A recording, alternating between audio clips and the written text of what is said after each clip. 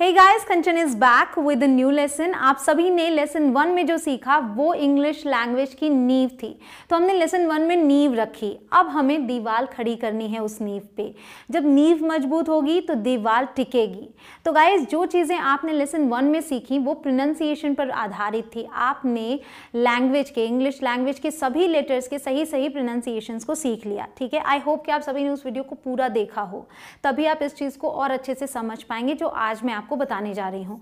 तो आज मैं कवर करने वाली हूँ 3 चीज़ों को। सबसे पहला टॉपिक होगा हमारा आर्टिकल्स। ठीक है, आर्टिकल्स क्या है इस गहराई में नहीं जाना, कोई बात नहीं। आप ए का यूज़, एन का यूज़ और द का यूज़ धड़ल्ले से करते हैं, लेकिन कई सारे लोग गलत जगह पर गलत चीज़ का यूज़ करते हैं। मतलब ए की जगह एन का यूज़ कर लेते हैं, एन की जगह ए का यूज़ कर लेते हैं।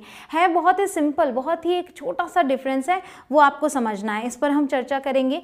फिर आप समझेंगे 50 कॉमनली मिसप्रोनाउंस्ड वर्ड्स, 50 ऐसे वर्ड्स जो बहुत सारे लोग गलत प्रोनाउंस करते हैं, तो उसे सुधारना है ताकि आप अच्छी इंग्लिश और सही इंग्लिश बोलें। ठीक है, तो मैंने आपसे कहा ये प्रोनाउंसिएशन इंपॉर्टेंट है if you want to speak fluently and if you want to speak well. अच्छे से बोलना है तो प्रोनाउंसिएशन को सही करना बहुत ज़रूरी है। बेसिक सेंटेंस स्ट्रक्चर समझेंगे तीसरे पार्ट में। मतलब कि अगर आपको कोई लैंग्वेज बोलनी है तो सेंटेंस तो आना ही चाहिए। तो आज हम सेंटेंस की नींव रख देंगे कि सेंटेंस को कैसे बनाया जाता है, कैसे समझें कि किस वर्ड के बाद क्या चीज़ यूज़ करें। ठीक है, ये चीज़ हम क्लियर करेंगे। तो जल्दी जल्दी आगे बढ़ते हैं इस चीज़ में। सबसे पहले बात करेंगे आर्टिकल्स की, ए, एन और द की। सबसे पहले ये समझिए, ए और एन दोनों का मतलब होता है एक। ठीक है, और इसे इनडेफिनिट आर्टिकल्स बोलते हैं। इन दोनों को इनडेफिनिट आर्टिकल्स हैं ये। ठीक है, और जो ये है द, इसे डेफिनेट आर्टिकल बोलते हैं। अब आप देखेंगे यहाँ मैंने कोई मीनिंग नहीं लिख रखी, क्योंकि द का कोई मीनिंग नहीं है, कोई अर्थ नहीं, कोई ऐसा शब्द नहीं है जिसे मैं बताऊं कि इसके लिए हम द का यूज़ करते हैं। द का यूज़ जब आप समझेंगे कहाँ करना है, तब आप उसे खुद ब खुद वर्ड वहाँ पर बना लेंगे कि अच्छा इसकी जगह पर हमें द का यूज़ करना है। ठीक है, तो अब देखिए मैं आपको सबसे पहले एक चीज़ बताना चाहूँगी। ए एन को पहले समझते हैं। जो आप बचपन से एक थियरी पढ़ते आ रहे हैं वो ये है कि an comes before a word starting with a vowel. A vowel क्या होते हैं, मैंने कल आपको बताया, ए, ई, आई, ओ, यू। ठीक है, अगर कोई भी शब्द इनसे शुरू है, जैसे मैंने कहा एप्पल, अगर इनसे शुरू है तो उसके पहले हम एन का यूज़ कर लेंगे। तो आप देख सकते हैं एन एप्पल क्योंकि ये ए से शुरू है, एन आउल क्योंकि ये ओ से शुरू है। ये वाउल्स हैं, अगर कोई भी शब्द इनसे शुरू है तो इससे पहले एन लगाना है, ये आप बचपन से पढ़ते आ रहे हैं। An elephant, an ice cream, an umbrella, 5 vowels हैं इन 5 वर्ड्स में, है ना। शुरू में हमने इनके पहले एन का यूज़ कर लिया।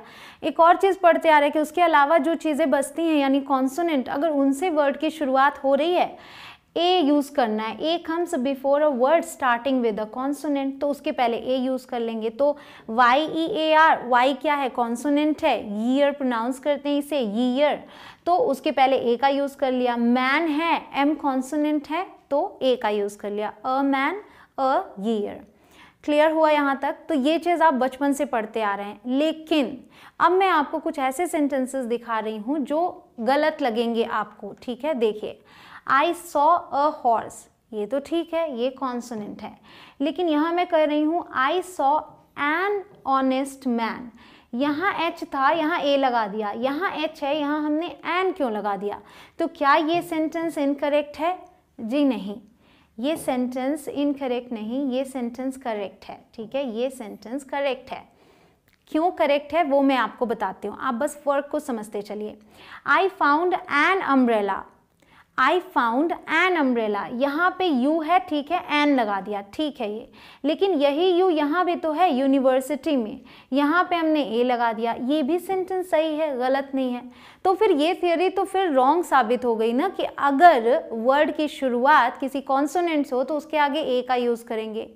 ठीक है, यहाँ आप देख रहे हैं, या फिर अगर वर्ड की शुरुआत किसी वाउल से हो तो उसके पहले एन का यूज़ करेंगे, ये भी तो वाउल है और ये यहाँ कॉन्सोनेंट है, इसके पहले हमने एन लगा दिया, इसके पहले ए लगा दिया। ऐसा क्यों? अब ये बात तो उल्टी हो गई। तो वो जो थियोरी है ना वो इनकम्प्लीट है, मैं आपको बताती हूँ वो इनकम्प्लीट है। एक और एग्जाम्पल देखिए, आई नीड एन अनियन। ठीक है, एन अनियन, यहाँ ओ है, एन लगा दिया, समझ में आया, लेकिन यहाँ भी ओ है, I need a 1 rupee note. तो यहाँ पे ए क्यों लगाया? तो मैं कहती हूँ ये जो थियोरी आपने पढ़ी है बचपन से, दिस थियोरी इज़ इनकम्प्लीट। मैं ये नहीं कह रही हूँ गलत है, बट इनकम्प्लीट है, ठीक है। ये भी तरीका लागू होता है जो आप यूज़ करते आ रहे हैं, लेकिन मैं आपको जो थियोरी बता रही हूँ उसके हिसाब से चलिए, कभी गलती नहीं होगी। एक ट्रिक देती हूँ आपको, use an before vowel sounds. आपको वाउल से पहले नहीं लगाना है, मतलब कि आप ये मत देखिए कि ए ई आई ओ यू आया हुआ है। आप ध्यान रखिए कि वो जो वर्ड है, अभी मैं आपको वो सेंटेंस फिर से दिखा देती हूँ, वो सेंटेंसेस, जो वर्ड है ना उसकी जो ध्वनि आ रही है बोलने पर वो स्वर की आनी चाहिए, वाउल की आनी चाहिए। अब बात ये है कि मैंने आपको लेसन 1 में बताया कि जो वाउल्स हैं ए ई आई ओ यू, इनकी बड़ी सारी ध्वनियाँ हैं, मतलब बड़े सारे साउंड्स हैं। अब इतने साउंड्स को दिमाग में कैसे रखेंगे? तो बचपन से जो आप पढ़ते आ रहे हैं वो तो आपको रटा रटाया होगा ना, अ आ ई उ ए ओ अंग अह, ये तो आप जानते हैं स्वर। तो बस यही आपकी ट्रिक है, अगर कोई भी वर्ड आप बोल रहे हैं उसकी जो ध्वनि है, मतलब उसके पहले अक्षर की ध्वनि अ से लेके अह के बीच में से किसी में भी आ जाए, ई आ जाए, ऊ आ जाए, ए आ जाए, कुछ भी आ जाए, तो आप उसके पहले एन का यूज़ कर लीजिए, फिर कोई भी गलती कभी भी नहीं होगी। इस ट्रिक को याद रखिएगा।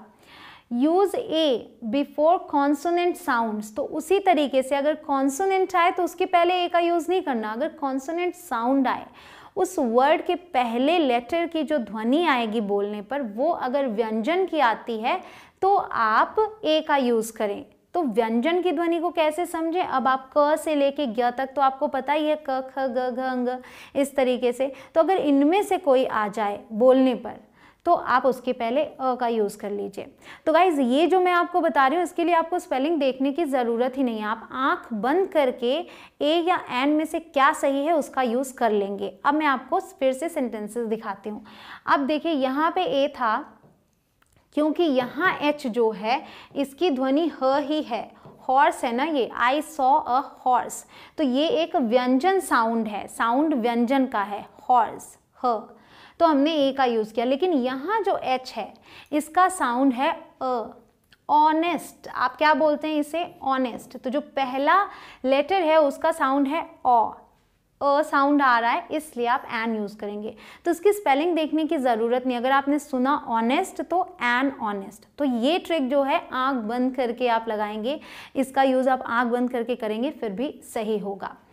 अब यहाँ था एन अम्ब्रेला, क्योंकि ये अ था, लेकिन यहाँ पे इस यू का साउंड है य, यूनिवर्सिटी। तो क्या साउंड आया? य, ठीक है।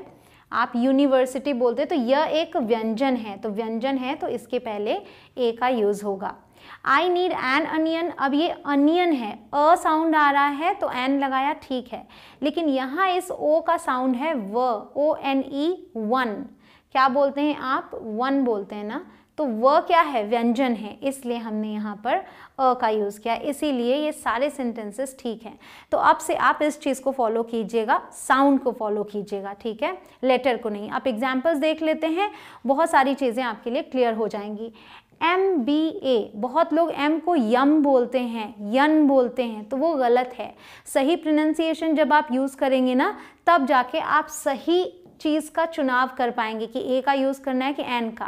अगर यम बोलेंगे तो आप ए लगा देंगे, फिर वो गलत हो जाएगा। एक्चुअल में इसे आप पढ़ते हैं MBA, तो एम पढ़ते हैं इसको। तो ये क्या है? ये एक स्वर है ना, स्वर की ध्वनि आ रही है, इसलिए हमने एन का यूज़ किया, भले ही ये एम है। उसी तरीके से इसे हम क्या पढ़ते हैं? यल पढ़ते हैं क्या? नहीं, क्या पढ़ते हैं? एल, ए, ठीक है। तो एल बोलते हैं तो ए क्या है? अभी तो बताया, ए स्वर है, तो स्वर की ध्वनि आई इसलिए एन का यूज़ किया। उसी तरीके से ये HOUR, एच है लेकिन एच साइलेंट होता है, आप इसे क्या पढ़ते हैं? आवर। तो जो ध्वनि है वो आ की है, ठीक है, इसलिए एन का यूज़ किया। इसी तरीके से यहाँ पे देखिए EAGER, इसे ईगर पढ़ते हैं, एन ईगर चाइल्ड। अब ई की जब ध्वनि आ रही है, ई की, तो हम क्या यूज़ करेंगे? एन, ठीक है।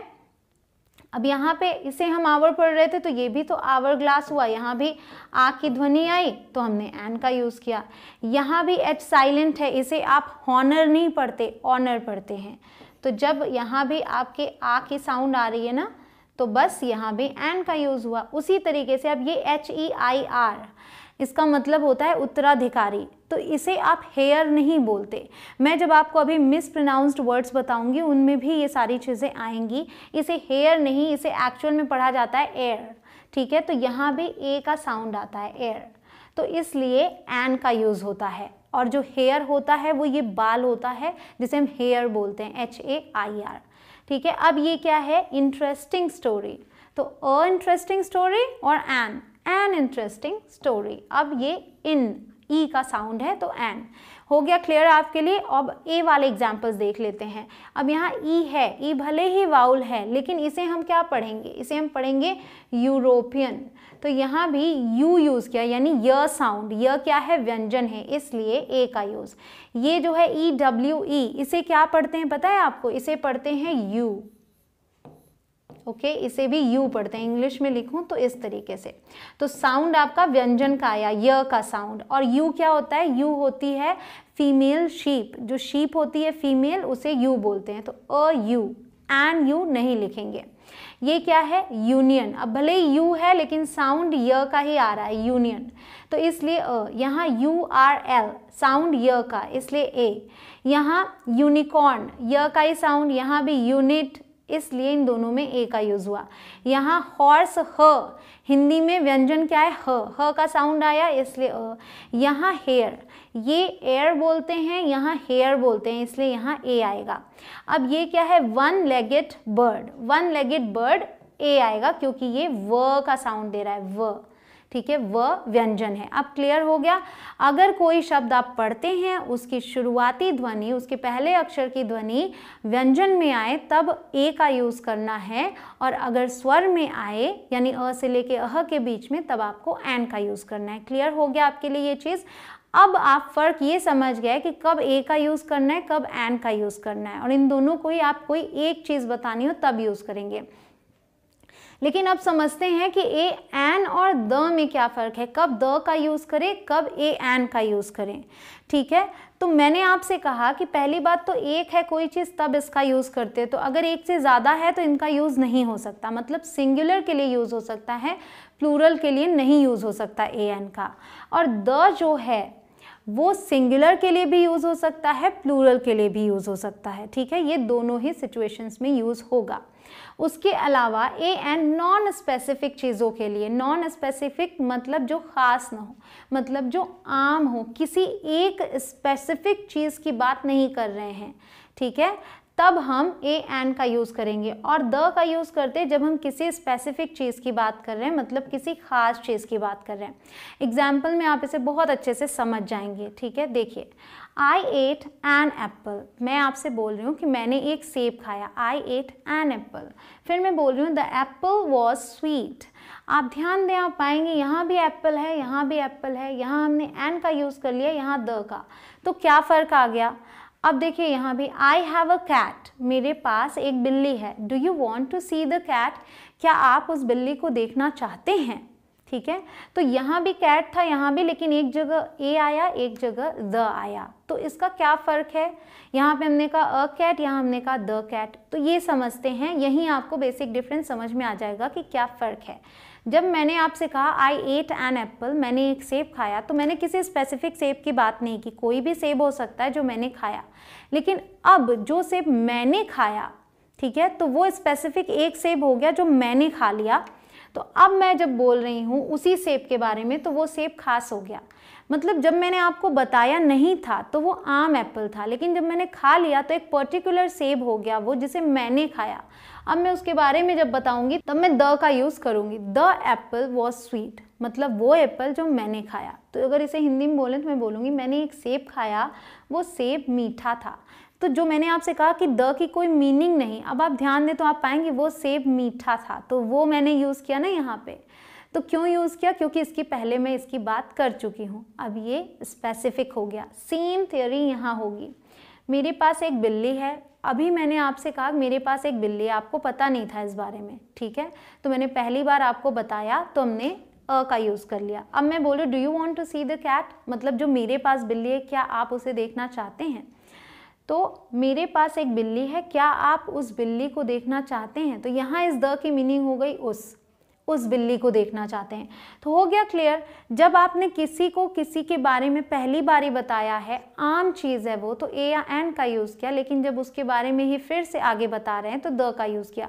तो जब कभी आप कोई पैराग्राफ पढ़ते हैं तो आप नोटिस करेंगे कि पहली बार किसी चीज़ का जिक्र होगा तो ए या एंड का यूज़ हुआ होगा, और उसी चीज़ के बारे में जब आगे बताएंगे दूसरी लाइन, तीसरी लाइन या चौथी लाइन में, तो द का यूज़ होगा। अब आप आगे से इसे नोटिस कर सकते हैं। अब एक सिचुएशन और देखिए, a girl is eight the door, एक लड़की दरवाजे पर है। मैं कह रही हूँ the girl is eight the door, लड़की दरवाजे पर है। यहाँ एक नहीं बोलेंगे, मान लीजिए इसे हम, the girl is eight the door, लड़की दरवाजे पर है। सेम सेंटेंस है, दोनों को हम यूज़ कब करेंगे? ये दोनों ही सेंटेंसेस ठीक हैं। अब मैं आपको एक सिचुएशन देती हूँ। मान लीजिए आप और मैं साथ में बैठे हैं मेरे घर पे, ठीक है। मैंने आपको ये बताया नहीं है कि एक लड़की आने वाली है, एक लड़की एक्चुअल में आने वाली है, बट मैंने आपको बताया नहीं है, ठीक है। तब जब डोरबेल बजती है तो आप जाते हैं दरवाजे पर और देख कर आते हैं और आप बोलते हैं, Kanchan, a girl is at the door, एक लड़की दरवाजे पर है, ठीक है। क्योंकि आपको उसके बारे में पता नहीं, वो एक आम लड़की है, तो आपने यूज़ किया ए का, ठीक है, अ गर्ल बोला। अब सिचुएशन नंबर 2, आप और मैं बैठे हैं, मैंने आपको बताया एक लड़की आने वाली है मुझसे मिलने के लिए। अब डोरबेल बजी, आप गए दरवाजे पर, अब आपने उस लड़की को देखा, वापस आकर आप बोलते हैं, Kanchan, the girl is at the door, Kanchan, वो लड़की दरवाजे पर है। यहाँ इस शब्द को एक मीनिंग मिल गई वो, क्योंकि जो मुझे बता रहा है उसको भी इस बारे में पता है और मुझे भी इस बारे में पता है, मतलब बात करने वालों को उस बारे में अगर पता है तो द का यूज़ कर सकते हैं। क्लियर हो गई सिचुएशन आपके लिए, और ये टॉपिक भी समझ में आ गया होगा आपको। Let's read the book, let's read a book, दोनों ही सही हैं, ठीक है। फ़र्क क्या है? जब मैंने कहा let's read the book, that means कि आप भी उस बुक के बारे में जानते हैं जिस बुक के बारे में मैं बात कर रही हूँ। मान लीजिए कि कोई बुक हमने खरीदी, वो आज ही आई है, तो हम कहते हैं लेट्स रीड द बुक, चलो किताब को पढ़ते हैं, ठीक है। अब मैंने कहा let's read a book, that means कि कोई भी किताब हो सकती है, हो सकता है आप अपनी कोई किताब पढ़ें, मैं अपनी कोई किताब पढ़ूँ, लेट्स रीड अ बुक, ठीक है। टाइम पास नहीं हो रहा, लेट्स रीड अ बुक, चलो कोई किताब पढ़ते हैं, तो यहाँ इसका सेंस कोई वाला आ गया। क्लियर हुआ, समझ में आया? अब देखिए एक और example, I scratched a car parked outside. दूसरा, I scratched the red car parked outside. दोनों ही सेंटेंसेस ठीक हैं।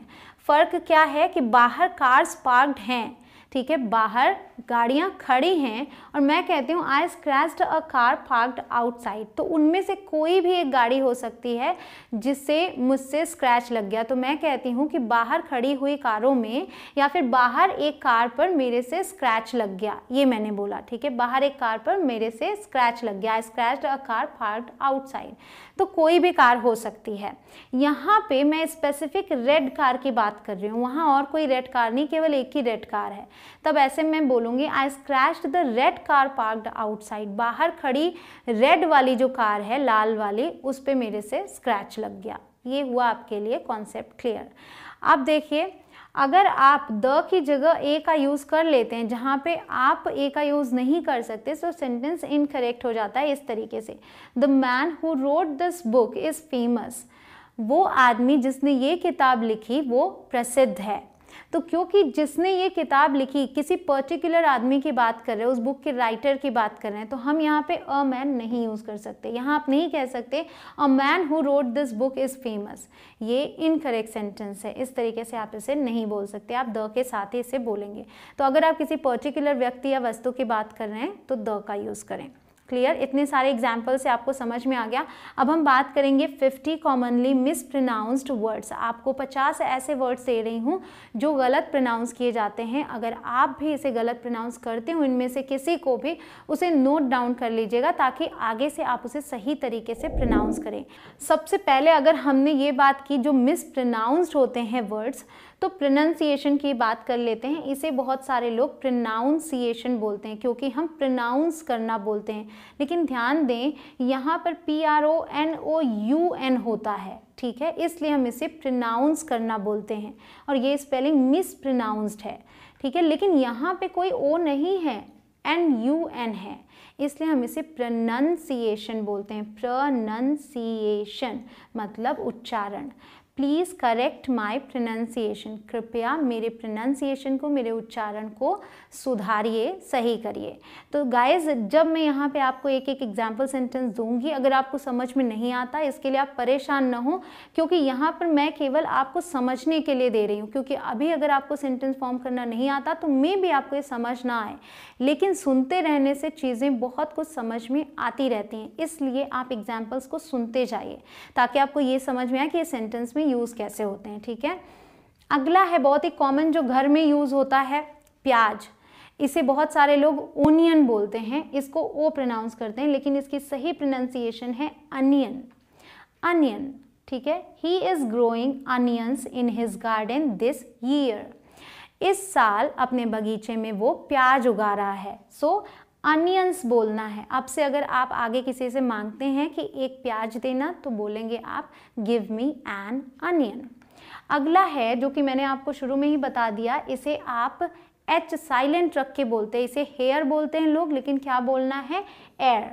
क्या बोलना है, एयर, मतलब उत्तराधिकारी। They adopted an orphan as an heir. उन्होंने उत्तराधिकारी के लिए एक अनाथ को गोद लिया। ठीक है, उत्तराधिकारी बनाने के लिए।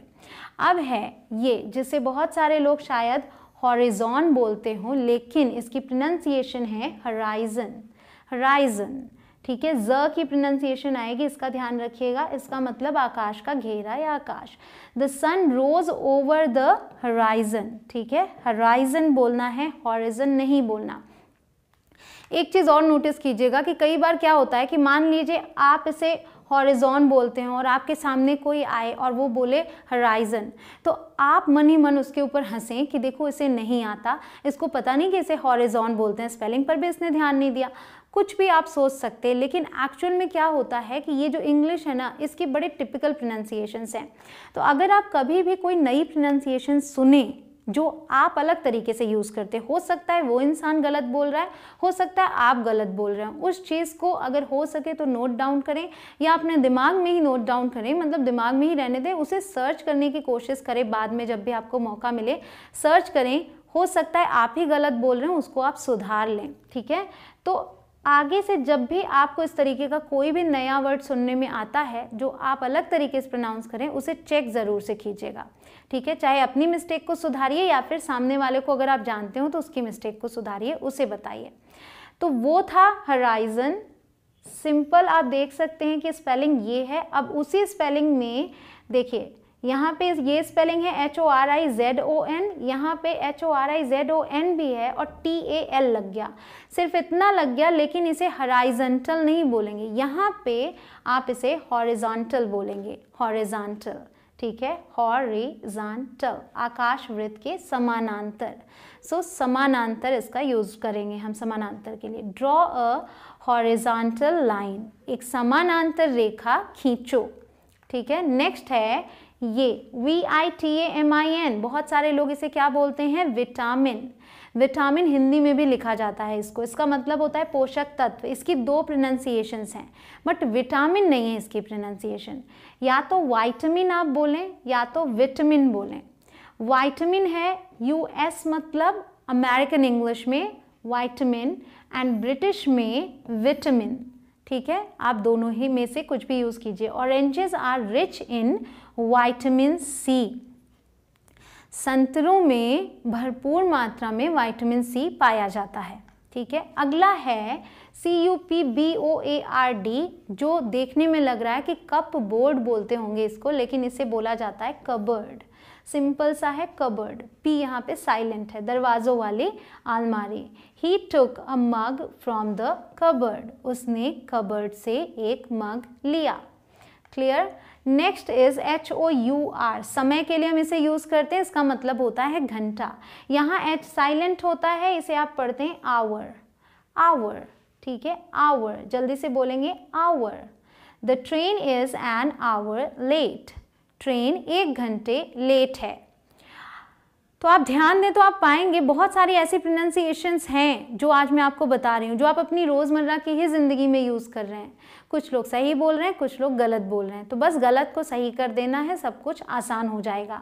अब देखिए ये एक है, आई थिंक पूरा इंडिया इसे गलत बोलता है, कभी कभी टीचर्स भी गलत बोलते हैं। मैं उन सब तक ये बात पहुँचाना चाहती हूँ कि इसे टॉर्टॉइज नहीं बोलते, इसे बोलते हैं टॉर्टस। क्या, जल्दी से बोलना है, टॉर्टस, टॉर्टस। कछुआ, कछुआ की इंग्लिश टॉर्टॉइज नहीं, टॉर्टस। अ tortoise has very slow speed. एक कछुए की गति बहुत धीमी होती है, बहुत धीमे धीमे चलता है। A tortoise has very slow speed. Clear हुआ आपके लिए? अब ये क्या है जिसकी स्पेलिंग बुजीनेस लगती है, लेकिन इसे क्या बोलते हैं? बिजनेस, बिजनेस, ठीक है, बिजनेस मतलब कारोबार। He started a business with his father. उसने अपने पिता के साथ एक कारोबार शुरू किया।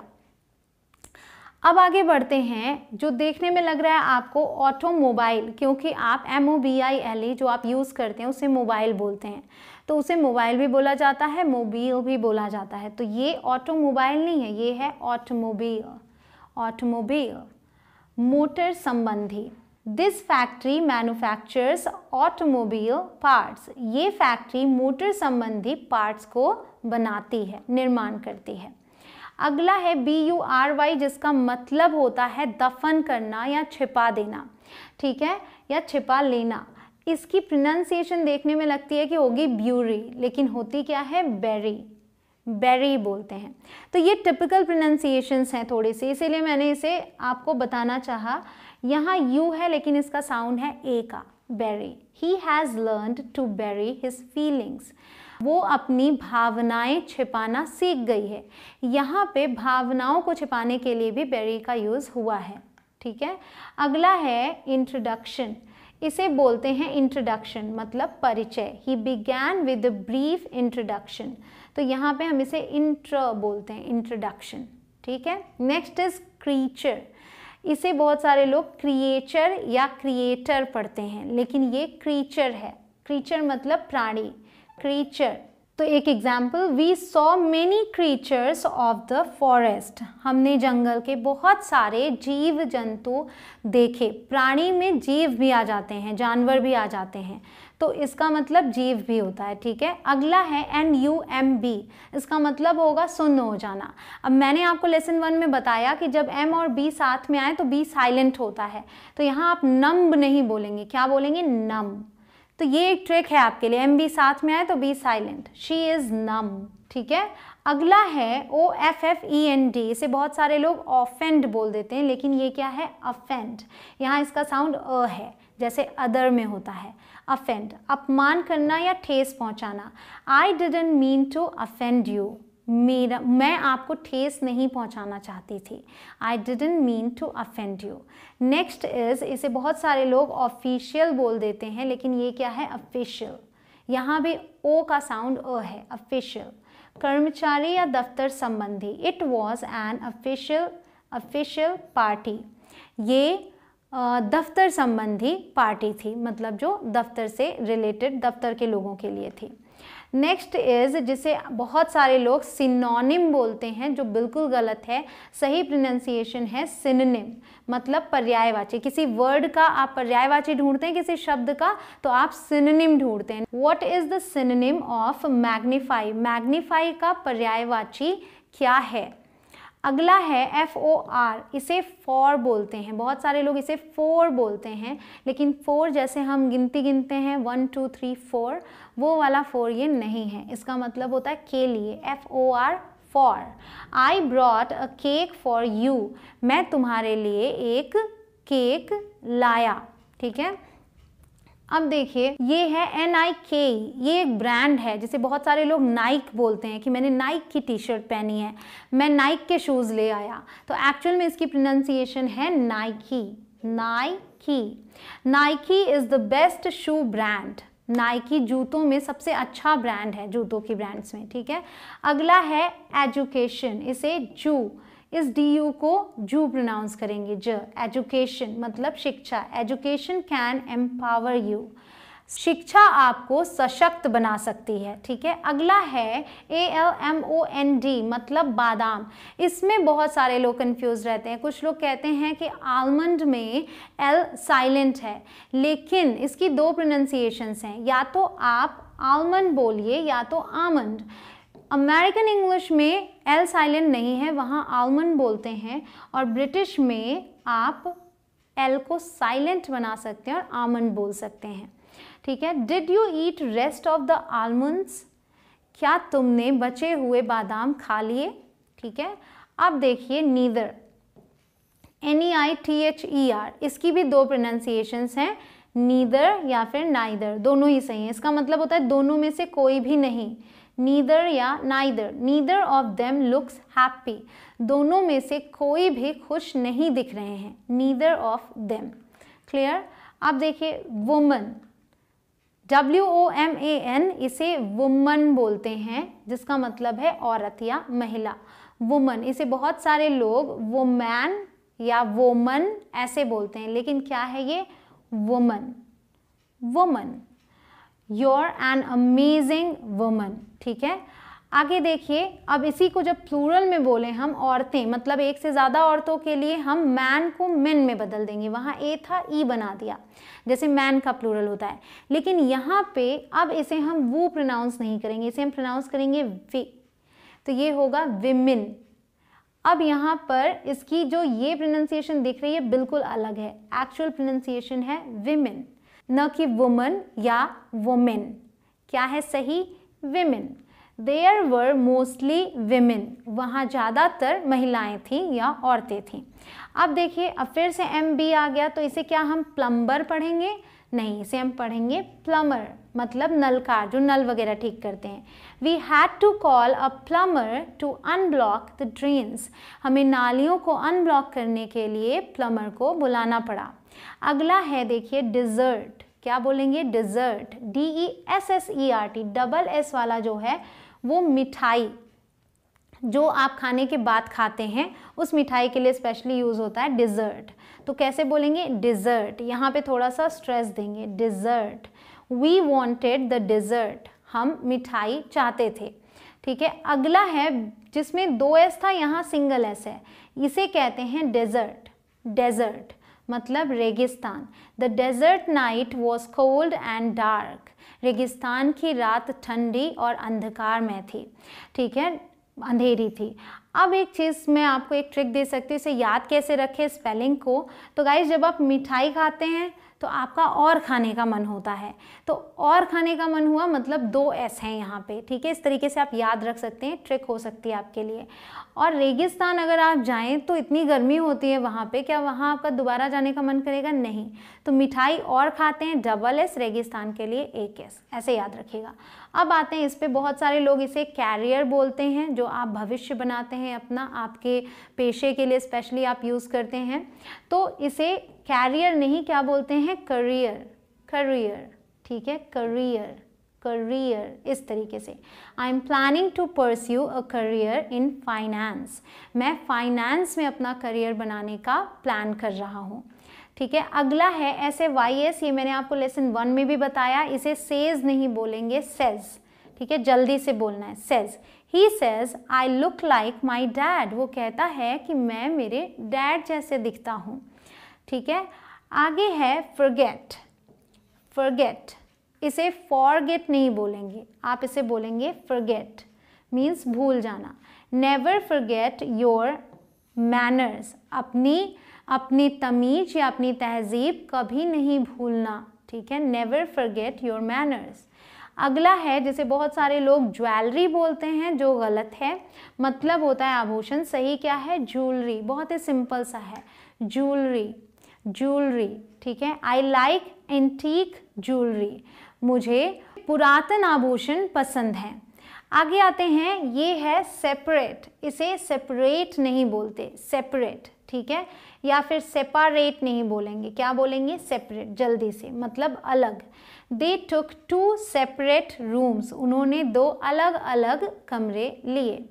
अब आते हैं, इसे बहुत सारे लोग एस्केप बोलते हैं, लेकिन यहाँ ई का साउंड है ई, एस्केप, स्केप मतलब बच निकलना। He tried to escape from police, उसने पुलिस से बचकर भागने की कोशिश की। क्लियर।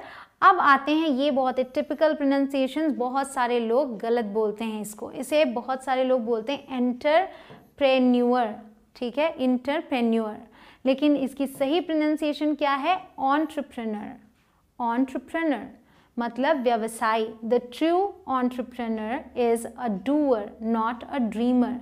सच्चा एंटरप्रेन्योर व्यवसायी कौन है? जो कर्म करता है, न कि जो सपने देखता है। सिर्फ सपने देखने से काम नहीं बनता। तो बस ये लाइन आप पर भी आती है। मैं आपसे ये कहूँगी कि सिर्फ सपने नहीं देखने की आप अच्छी इंग्लिश बोल रहे हैं, सपने भी देखिए लेकिन अपना काम भी कीजिए, प्रैक्टिस करते जाइए। जितने वर्ड्स मैं आपको बता रही हूँ, अगर इनमें से कोई भी वर्ड आपको ऐसा मिला जो आप गलत प्रोनाउंस करते हो तो उसे इम्प्रूव करिए, उसकी बार बार प्रैक्टिस कीजिए, ठीक है। आगे आते हैं, ये क्या है? इसे बहुत सारे लोग बोलते हैं कमेंट, लेकिन इसकी दो प्रोनाउंसिएशंस हैं, या तो बोलिए कमेंट या फिर कमेंट। तो American comment and British comment मतलब टिप्पणी। Please comment on my post, कृपया मेरे पोस्ट पर कमेंट करें, ठीक है। अगला है HOTEL, इसे बहुत सारे लोग होटल बोलते हैं, हिंदी में होटल लिखते भी हैं लेकिन इंग्लिश में इसे बोलते हैं होटल। इवन यहाँ पे आप ध्यान दें, होटल, होटल ए की मात्रा जैसे साउंड करती है वैसे आएगा, hotel. Is this your hotel, क्या ये तुम्हारा होटल है, ठीक है। आगे आते हैं, ये देखिए, इसे बोलते हैं टुमारो, टुमारो। अब यहाँ मैंने टू नहीं लिखा है क्योंकि जब आप जल्दी से प्रोनाउंस करते हैं तो आवाज़ जो है ऐसी निकलती है, टुमारो, ठीक है। तो ऐसे बोलेंगे तो आप सही प्रोनाउंस कर पाएंगे, मतलब आने वाला कल, सी यू टुमारो, तुमसे कल मिलती हूँ। अब अगला देखिए, ये एक बीमारी का नाम है जिसे आप सभी अस्थमा बोलते हैं, लेकिन इसकी प्रोनाउंसिएशन बिल्कुल अलग है। या तो इसे बोलते हैं एस्म या फिर एज्म, एस्म या एज्म। अमेरिकन इंग्लिश एस्म और British asthma. Rahul suffers from asthma, Rahul को अस्थमा है, ठीक है। आगे आते हैं, ये है BEAR। ध्यान दीजिएगा, ये जो मैंने प्रोनाउंसिएशन बताई है ये लगभग 99% लोग यही बोलते हैं अस्थमा, लेकिन सही इसकी इंग्लिश ये है, ठीक है, ध्यान रखिएगा इस चीज़ को। ये BEAR, इसे प्रोनाउंस करते हैं बेयर, क्या? बेयर, न कि बियर। इसे बहुत सारे लोग बियर बोलते हैं, तो करेक्ट कीजिएगा, क्या बोलना है? बेयर। अगर भालू वाला बेयर बोल रहे हैं तो भी यही होगा प्रोनाउंसिएशन, और अगर सहना वाला बोल रहे हैं, कुछ सहन करना, तो भी यही होगा। आई कैंट बेयर इट, मैं इसे सह नहीं सकता या बर्दाश्त नहीं कर सकता। अगला है जिसे लिगेसी बोलते हैं लोग, इसकी सही प्रोनाउंसिएशन है लेगेसी। लेगेसी मतलब विरासत। She left us a legacy of $1 million, वो हमारे लिए $1 मिलियन की विरासत छोड़ गई। She left us a legacy of $1 million. बहुत ही आसान है, लेग सी, लेग पैर के लिए जैसे लेग बोलते हैं, बस सी उसके बाद लगा देना है। अब देखिए मैजिशियन, इसे बोलते हैं मैजिशियन मतलब जादूगर, मैजिशियन नहीं बोलते, magician. I met a magician yesterday, कल मैं एक जादूगर से मिला। क्लियर। अब है ये दिनों के नाम में बहुत ही इम्पॉर्टेंट वन, जिसे बहुत सारे लोग वेडनेसडे बोलते हैं, राइट। इसे आप प्रॉपर डी का साउंड लाते हैं, वेडनेसडे, लेकिन ये है वेंसडे, वेंसडे। और आप पाएंगे मैंने यहाँ पे ए की मात्रा क्यों लगाई, क्योंकि डे को भी डे करके बोलते हैं, Wednesday. Are you free this Wednesday, या फिर आप डे बोलें तो भी चलेगा, लेकिन यहाँ वेंस बोलते हैं। Are you free this Wednesday, क्या आप इस बुधवार को फ्री हैं, खाली हैं। अब अगला है GUCCI, ये भी एक ब्रांड है नाइकी की तरह। तो जैसे नाइक नहीं प्रोनाउंस करते, नाइकी करते हैं, वैसे इसे गुस्सी या गुकी ऐसे नहीं प्रोनाउंस करते, इसे प्रोनाउंस करते हैं Gucci, Gucci. Gucci has the best collection of bags, Gucci के पास बैग्स का सबसे बढ़िया कलेक्शन है, मतलब गुची ब्रांड में। अब आते हैं इस पर, जो नाश्ता करते हैं आप सुबह, इसे बहुत सारे लोग बोलते हैं ब्रेकफास्ट, लेकिन क्या बोलना है? Breakfast, breakfast. Let's have breakfast together, चलो साथ में नाश्ता करते हैं। तो गाइज इन पर ना परेशान होइएगा, अगर आपको ये नहीं समझ में आ रहा है सेंटेंसेस, वो धीरे धीरे आप समझेंगे, बस सुनते जाइए इसको, अपनी प्रोनाउंसिएशन को ज़रूर सुधारते जाइए। अगला है, इसे बहुत सारे लोग बोलते हैं कैपेसिटी, लेकिन ये क्या है? कैपेसिटी। कैपेसिटी, सामर्थ्य। I still have the capacity to finish it, मुझ में अभी भी इस काम को कंप्लीट करने की, फिनिश मतलब ख़त्म करने की क्षमता है या सामर्थ्य है। तो अब क्या बोलेंगे आप? कैपेसिटी। कैपेसिटी प्रैक्टिस करिए बोल बोल के, इसीलिए मैं आपको इंग्लिश और हिंदी दोनों तरीके से दे रही हूँ, जो आपको समझ में आए उसको देखिए और समझिए। अब ये देखिए, इसे सिविल बोलते हैं बट इसे बोला जाता है civil. Civil, he is a civil servant, he is a civil servant. आगे THOUGH, इसे बोलते हैं दो। अब यहाँ OUGH की जो प्रोनाउंसिएशन है वो है O, TH द और OUGH O, दो। अगर AL लग जाए although, दोनों का मतलब हालांकि। He did it even though I told him not to, उसने ऐसा किया भले ही मैंने उसे मना किया था ऐसा करने से। तो भले ही का सेंस आए, हालांकि का सेंस आए तो आप इसका यूज़ करते हैं। अब देखिए TH और OUGH के बीच में R आ गया, तो इसे आप दो से द्रो नहीं बोल देंगे, यहाँ पे इस TH की प्रोनाउंसिएशन थ होगी, वहाँ द थी यहाँ थ होगी, वहाँ दो था यहाँ थ्रू है, ठीक है, इसे थ्रू बोलते हैं, एक ओर से दूसरी ओर या के रास्ते, through. I came in through the window, मैं खिड़की के रास्ते अंदर आया, ठीक है, खिड़की के रास्ते। अब है ये OXFORD, इसे बहुत सारे लोग ऑक्सफोर्ड बोलते हैं, लेकिन ये क्या है? ऑक्सफोर्ड। ऑक्सफोर्ड बोलते हैं इसे। He got admission in the Oxford university, उसे ऑक्सफोर्ड यूनिवर्सिटी में एडमिशन मिल गया, ठीक है, ऑक्सफोर्ड। अब ये है कन्विंस, इसे कॉन्विंस नहीं बोलते, कन्विंस मीन्स मनाना, convince. I convince the teacher to cancel the test, मैं टीचर को टेस्ट कैंसिल करने के लिए मना लूँगा। अब यहाँ पर आपके वो 50 मिसप्रोनाउंस्ड वर्ड्स कंप्लीट होते हैं जो मैंने आपको बताने का वादा किया। अब मैं आपको बताऊंगी सेंटेंस स्ट्रक्चर, उन वर्ड्स को सही तरीके से प्रोनाउंस करने की आप कोशिश कीजिएगा, ठीक है। अगर ज़रूरत पड़े वीडियो को फिर से देखिए ताकि सही से प्रोनाउंस करिए। अब सेंटेंस स्ट्रक्चर मैं आपको बता रही हूँ। सेंटेंस स्ट्रक्चर बताने के लिए मैं आपको सबसे पहले पार्ट्स ऑफ अ सेंटेंस बताऊँगी।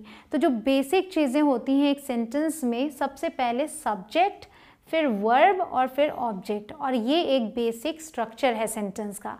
कोई भी सेंटेंस, जब आप एक बेसिक सेंटेंस बनाते हैं जिसमें कोई नॉट नहीं है, मतलब नहीं बोल रहे हैं आप, कोई प्रश्न नहीं कर रहे हैं, एक कथन बता रहे हैं, एक स्टेटमेंट है, ठीक है, कथन, कोई बात आपने कह दी, ठीक है, तो कथन के लिए जो यूज़ होता है वो यूज़ होता है सब्जेक्ट, वर्ब, ऑब्जेक्ट, ठीक है। या फिर हो सकता है उसमें ऑब्जेक्ट ना हो तो आप यहीं पर सेंटेंस को एंड कर देंगे। अब ये तीनों चीज़ें हैं क्या, ये समझते हैं।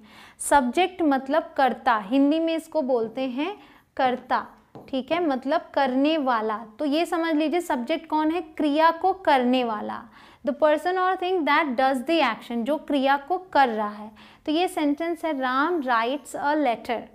इसमें इसका मतलब है कि राम एक पत्र लिखता है।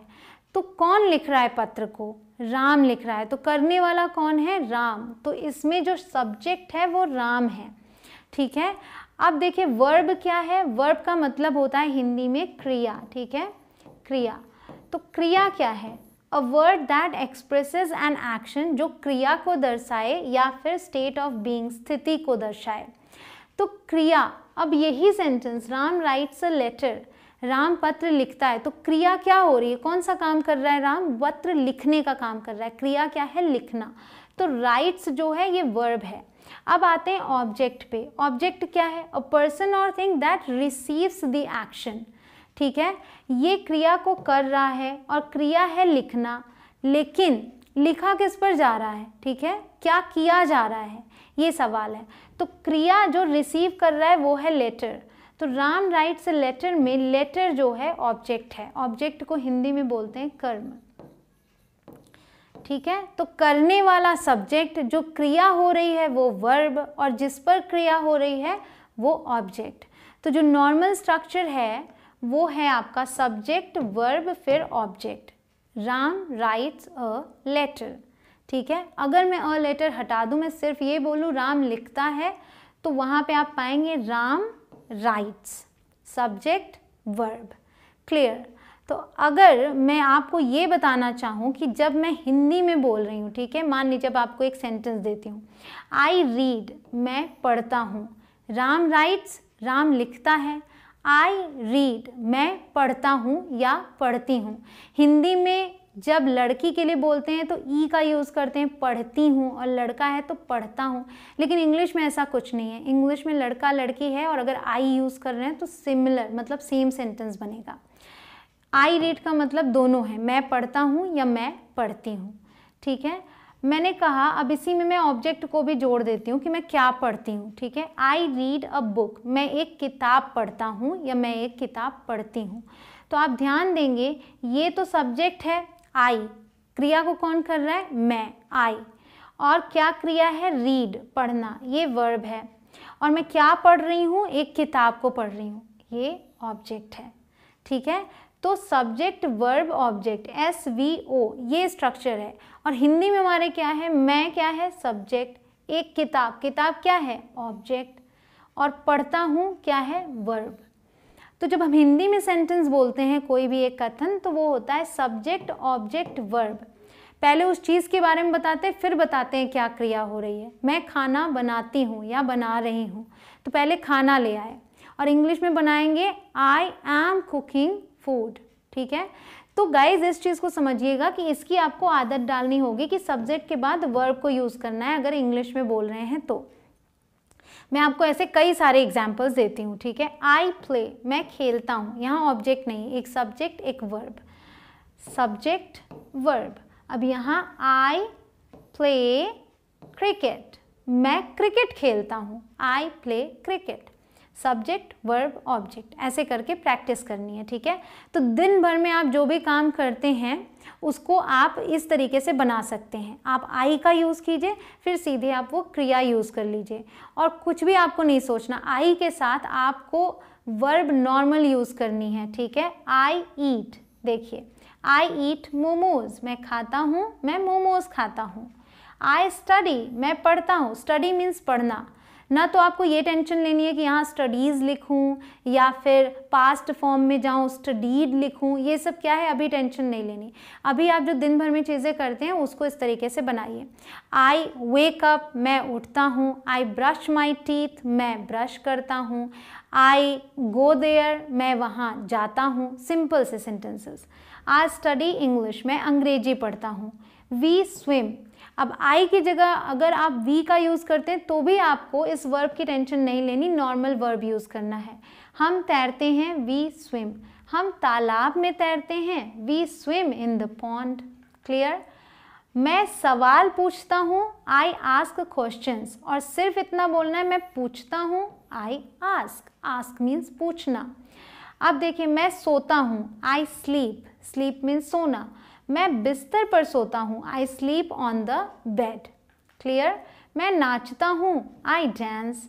मैं गाने पर नाचता हूँ, I dance on a song होगा क्या, नहीं, I dance to a song होगा। I dance on the floor, मैं ज़मीन पर नाचता हूँ। I dance on the bed, मैं बिस्तर पर नाचता हूँ। जगह बता रहे हैं तब आप ऑन का यूज़ करेंगे, लेकिन अगर गाने पर नाचने की बात कर रहे हैं, म्यूज़िक पर नाचने की बात कर रहे हैं, तब टू का यूज़ करेंगे। इन बारीकियों को समझते चलिएगा, इन्हें अपनी आदत में डालते जाइए। I dance to a song, I dance to Neha Kakkar's song, ठीक है। इस तरीके से आप बोल सकते हैं, लेकिन टू का यूज़ करिए। आई लिसन, मैं सुनता हूँ। अब लिसन के साथ भी जो प्रेपोजिशन आएगी ना वो क्या आएगी, ये। आई लिसन टू म्यूज़िक, मैं संगीत सुनता हूँ, ठीक है। आई लिसन टू म्यूज़िक, मैं म्यूज़िक सुनता हूँ। आई राइट, मैं लिखता हूँ। आई राइट अ बुक, मैं एक पुस्तक लिखता हूँ, ठीक है।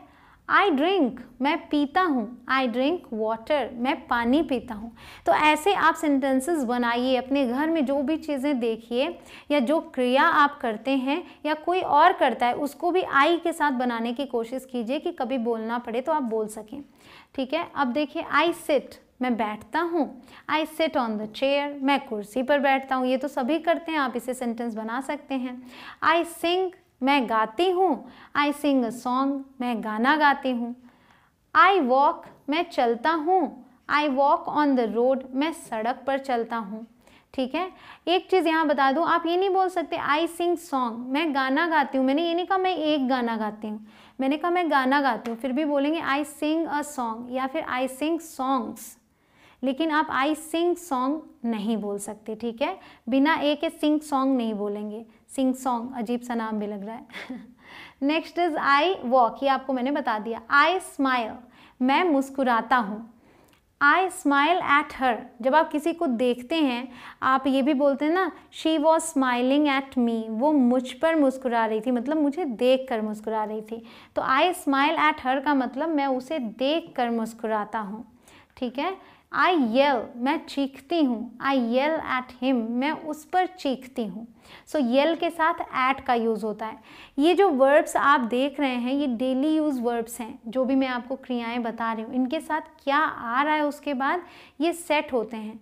कई जगह चेंज होते हैं लेकिन कई जगह सेट होते हैं। किसी पर चीखना, येल एट समवन, तो यहाँ येल एट हिम। जैसे मैंने कहा लिसन टू समथिंग, आप कोई चीज़ सुनते हैं तो टू का यूज़ करते हैं। I listen to music, I listen to someone, I listen to you, मैं आपको सुनती हूँ। यू लिसन टू मी, आप मुझे सुनते हैं, तो टू का यूज़ होगा। ठीक है, अब आई एक्सेप्ट, मैं स्वीकार करती हूँ। I accept the job offer, मैं नौकरी का प्रस्ताव स्वीकार करती हूँ। आई राइड, मैं सवारी करता हूँ। राइड स्पेशली आप यूज़ करते हैं साइकिल चलाने के लिए, घुड़सवारी के लिए या बाइक चलाने के लिए। कार के लिए आप राइड का यूज़ नहीं करते। अगर कार चलाने की बात करेंगे तो आप ड्राइव का यूज़ करेंगे। ठीक है, you can not ride a car, you can drive a car, ये फ़र्क होता है। आई राइड बाइसिकल, मैं साइकिल की सवारी करता हूँ या मैं साइकिल चलाता हूँ। अगर आपको बोलना मैं साइकिल चलाता हूँ तो आप बोलेंगे आई राइड अ बाइसिकल। ठीक है, क्लियर हुआ? तो गाइज यहाँ आपने जो सेंटेंसेस सीखे हैं वो आप अपने डे टू डे लाइफ में ज़रूर से यूज़ कीजिए। ये सारे आप ही के सेंटेंसेस हैं। आई करके आपको बहुत सारे सेंटेंसेस बनाने हैं। जितना ज़्यादा आप प्रैक्टिस करेंगे उतने ही अच्छे से आपको ये कॉन्सेप्ट्स समझ में आते जाएंगे। तो आई लीजिए और कोई एक क्रिया लीजिए। आई डू दिस, या तो आई डू बोलिए या फिर आई डू दिस बोलिए। ठीक है, I read a book. I right something. I right on a paper. इस तरीके से आप सेंटेंसेस बनाने की कोशिश कीजिए। बस कोशिश यही करना है आपको कि अभी आप आई के साथ सेंटेंस बनाइए, अगर आपको और चीज़ें नहीं पता हैं। धीरे धीरे करके मैं आपको हर एक प्रोनाउन के साथ हर एक सिचुएशन में सारे सेंटेंसेस सिखा दूंगी। Thank you so much guys for watching this video. See you in lesson 3। Best of luck.